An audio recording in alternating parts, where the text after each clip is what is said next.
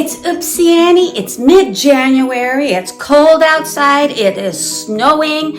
And so I'm in my kitchen making myself a little Oopsie chili. How is it, Oopsie? I put green beans in it. About a half a cup of leftover green beans from last night.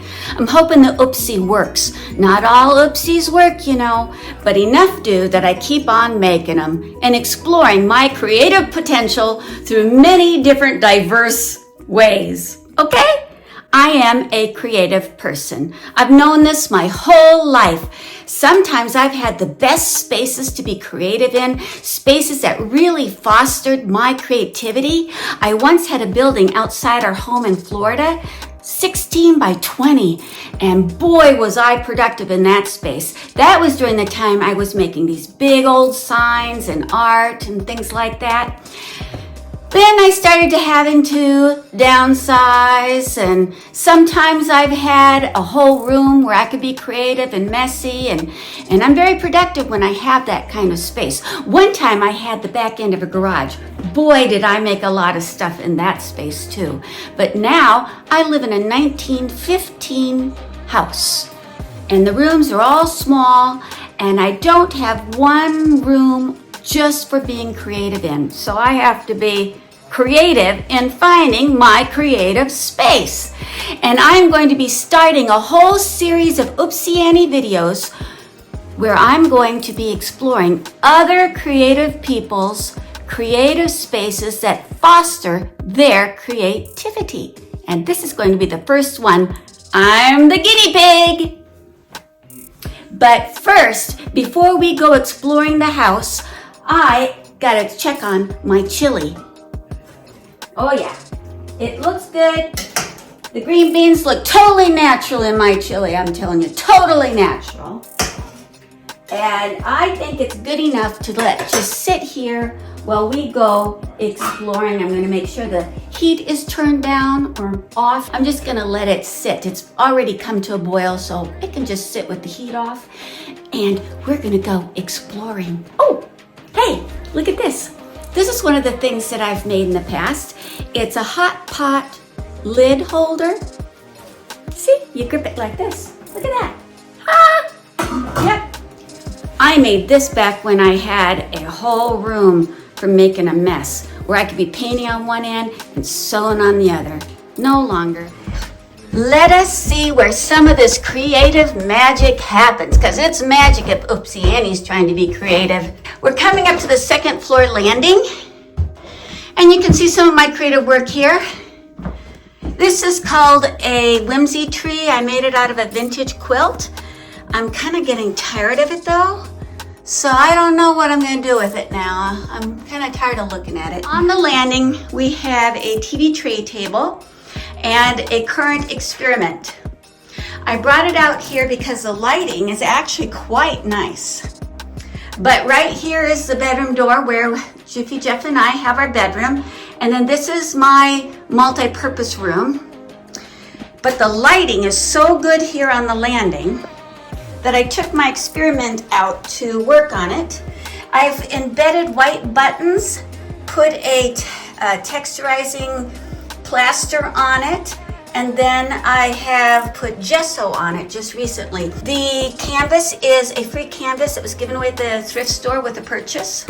It had some other picture on it. And I think this is going to be a study somehow with light. And I was thinking snow. This is an experiment, folks, an experiment. We'll see where it takes me. And it might be one big oopsie. But no matter what, I'm going to learn something. I can guarantee you that. This is my multi-purpose room. It serves as a guest bed, but look it's the funniest little bed. It's like from the 1950s. It's got springs in it, and not everybody would sleep comfortably on it, but it's there. And my sister came to visit, and she didn't mind. This is a project here too. I'm going to be recovering these pillows with a chenille bedspread. And then I'm going to quilt on top of it. So I put potential projects on here while I think about it too. And here's another button experiment happening. Here are some of my supplies. This is about 1/20th of what I used to have, 1/20th. I used to have so much more. But I've narrowed it down to what's most important. And I have, one of the most important things is I really like working with buttons and paints, and yeah, there's a lot of fun things in there. I have more though. This is where Oopsie Annie videos get put together at the desk, and where I write. I do poetry, and I write a weekly column for the local paper. And this is where Oopsie Annie tries to make herself look halfway decent every day. My dressing table rug I made. The colors were specifically chosen to foster my creativity. The blues, the yellows. I am very inspired by color.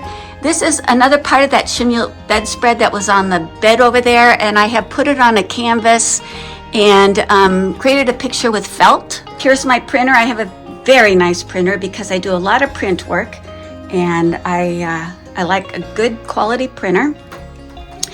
And because I have different interests, this is my watercolor bag. It's got all my watercolor supplies, the cards that I paint for people as gifts. This is my sewing table and a chair that I made look fun, I hope. I recovered it and wove this yarn on the back and painted it and texturized it. And then this is another one of my interests here. I paint dish towels. I try to group things together to keep me organized. And here's my closet. These old houses, they really take these nooks and crannies and use them. And there's more art supplies. Oh boy, we got fabrics and glues and art mediums and paint brushes and lots of different kinds of paper. And even on the back, I added some extra shelves for some more supplies. Yeps, there it is. And then, of course, I like to dress creatively, and my wardrobe is much smaller than it used to be, but I do like to dress fun, and it happens. Sometimes it's an oopsie and I look ridiculous, but at least I dress for my mood and my emotions, and generally I'm a very cheerful type person, so you're going to see not a lot of black. This is a sweater that I changed out the buttons on. Picked it up at the thrift store, and then took out the ugly gold buttons that were on it, and then I put in these vintage buttons, and now it looks more interesting, and now it's more fun to wear. Says me. I says so. It's not unusual to see me sit on the floor to work either. That's one of the good things about this rug I made out of old bedspreads. It's pretty cushiony and comfortable to sit on. I do have something more comfortable to sit on when I'm working, and it's in here. A yoga pillow. That's right, folks. We're in the master bedroom. Look, we have a doggie, and she just loves these little pork-hide chewies. And when she comes to bed every night, she's got to have her chewy like a baby has to have a binky. So that's there for tonight. At any rate, here is my yoga pillow, because I do like to sit on the floor, and this is one of my current projects. Okay, so I'm on the floor on my yoga pillow. It's quite comfy, really. I'm 60 years old, man. This don't bother me at all. I got it for Christmas from my kiddo. That right back there is something I made out of those old embroidery hoops and vintage doilies. I call it a doiliumulus. It's a kind of a cloud. Bet you didn't know they existed, but now you do. I've been sitting here making these little dolls out of people. Do you know how many people abandon quilt projects or get rid of neat little vintage quilts? Quite a few. I find them quilts and I make things out of them. And right now I'm making a little zombie doll, and these are going to be the limbs. And I come in here and I sit on the floor and I get my iPad and I put on an Audible book, and I can go to town and I can work for hours and put out a lot of different dolls, decorating them, going back and forth to the sewing machine. But then all the limbs get sewn on with buttons, and I create a face, and yeah, I'll show you a couple of pictures of some of my zombie dolls. My zombie dolls are rough around the edges on purpose. They've been around a while. They live a rough life, right? I mean, they are slowly rotting. We all know that about zombies.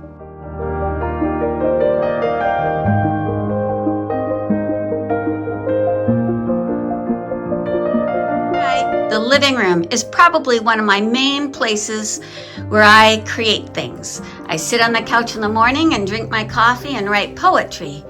Sometimes I take a card table in and I watercolor cards.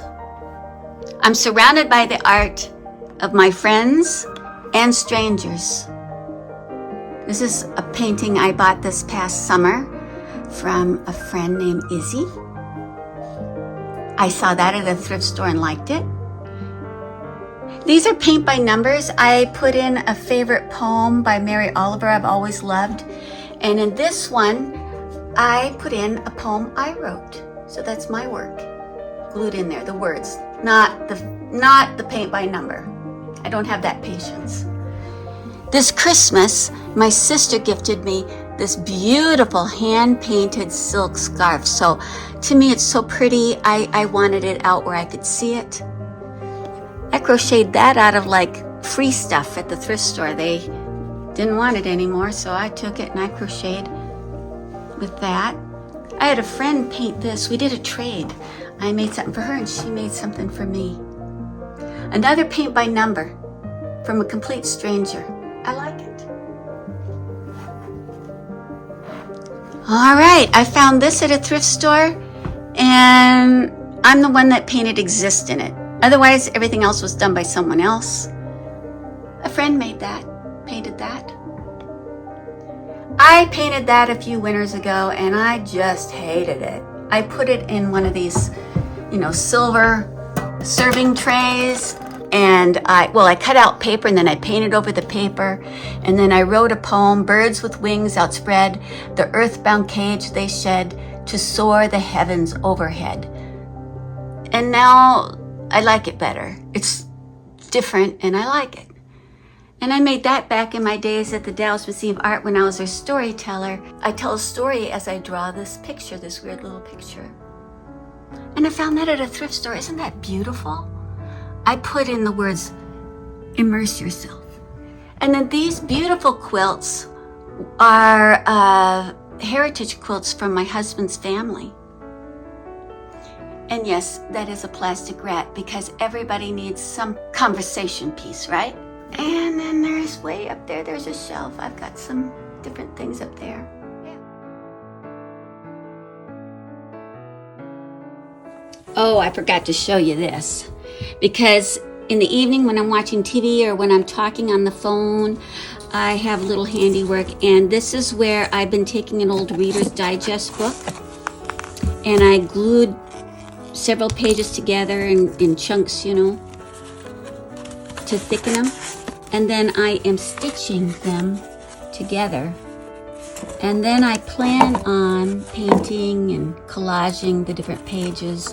Why am I doing this? I don't know. I saw a similar idea on Pinterest. And I thought, well, I want to try that. But I didn't sew the pages like this because apparently I'm not very good at gluing the pages together. Look at this. It's all, I don't know what I'm up to. We'll just have to revisit this and see if I was successful in any way, shape, or form. I have painted this chair in here on this table. Well, I decoupaged it, but I don't recommend doing that kind of thing. So I just find locations that I can work and be out of the way and don't annoy Jiffy Jeff too much. And yes, I can come out here and work too sometimes, and I have. The lighting is good. But as far as a studio, oopsie, Annie, don't have one. There is no holding back the creative spirit when it really wants to sing and express itself. So I find ways and places to create. I always have. And I'm going to have so much fun, and I hope you'll join me as we go looking at other places that other creative souls use to create their own art. It's going to be fun. I just know it. So stay tuned. Love all life around you. Be inspired. Be grateful. Birth joy. And this is Oopsie Annie signing off. Mwah! Bye-bye now.